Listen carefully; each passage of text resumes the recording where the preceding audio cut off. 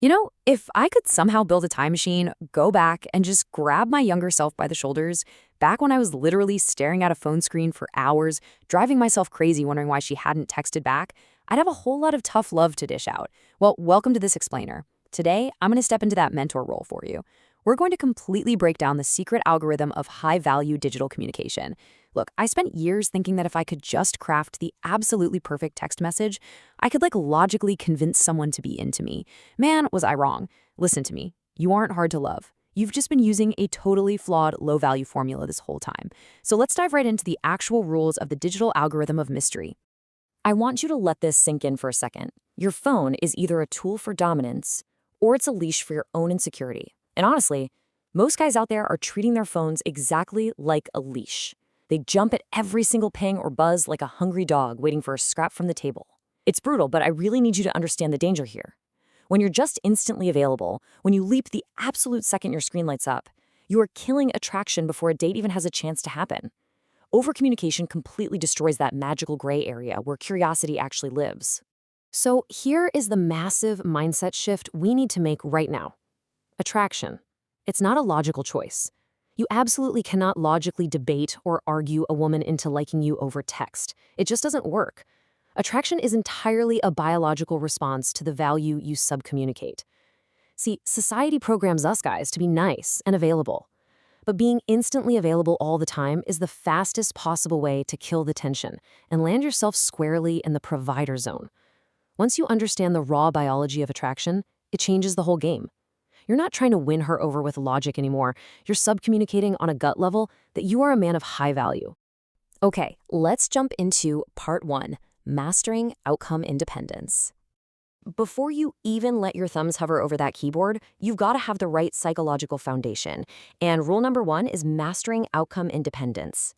Think about validation seeking for a minute. Staring at a read receipt for 20 agonizing minutes, absolutely terrified you used the wrong emoji and blew the whole thing. We've all been there, right? But here's the secret. She actually feels what you feel. If you're anxious and desperate for validation, she senses that neediness right through the screen. On the flip side, we have true outcome independence. A high-value guy is just focused on enjoying his own life. He's totally unbothered by silence. If she doesn't text back, oh well, no big deal. Dropping that desperate need for a specific outcome instantly boosts your everyday confidence. It makes you a guy with high standards who is perfectly comfortable standing alone. Which brings us to a really crucial point. Rule 2. Never, ever put her on a pedestal.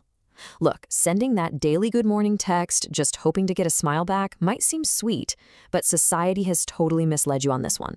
Biologically speaking, that constant pandering signals to her internal radar that you have a hidden sense of inadequacy. It screams, I don't feel worthy.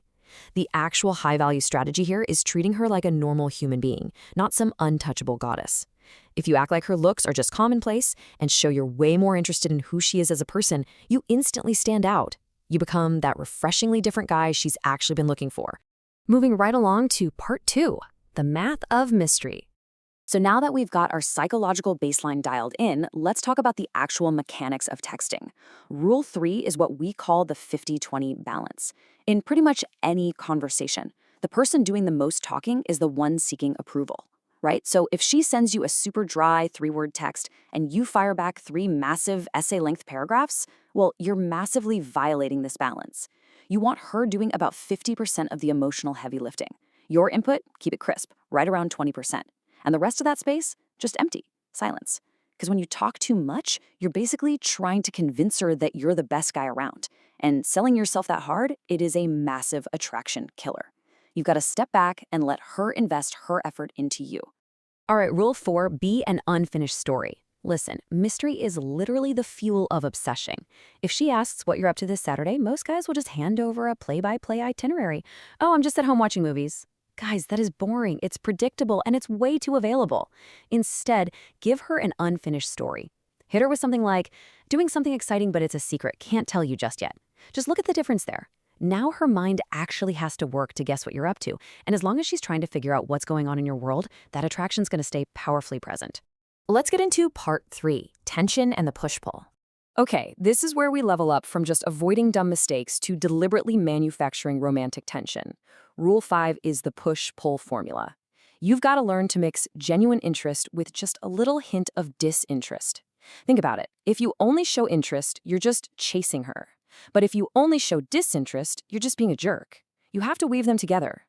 Instead of just throwing a generic compliment at her, try something like, "You look cute in that photo, but honestly, I'm not totally convinced we'd get along yet."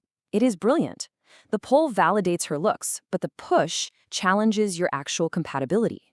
The psychology behind this is incredibly potent. She now has to work to prove her worth to you, all because you didn't just hand over your validation on a silver platter. Okay, pause. I want you to imagine you are holding your phone and you're typing this exact message to your crush right now. "I really like you." Whoa. Stop. Do not hit send. Backspace. Delete that draft immediately. Seriously, I'm pulling rank as your mentor right here, right now, before you make an absolute disaster of a mistake. I've seen guys do this time and time again, and trust me, it is a train wreck every single time. And that brings us to rule 6. This is a hard, non-negotiable red line, guys. Never, ever confess feelings via text. Here is the harsh psychological reality behind why this is so bad. When you just blurt out all your feelings over a tiny digital message, you make her feel like she has completely conquered you. Done deal. And once that mystery is totally gone, once she knows she's got you securely in her pocket, the tension just evaporates. It dies right there. There's literally nothing left for her to wonder about. The only time you should be discussing deep, heavy feelings is if she is the one confessing her love to you first. Until then, you hold the line. So what do you do when things suddenly go quiet? That's rule 7, the silence strategy. If she hits you with a dry one-word text like cool or yeah, do not, I repeat, do not text back asking, "Hey, why didn't you reply?" or start sending passive-aggressive messages.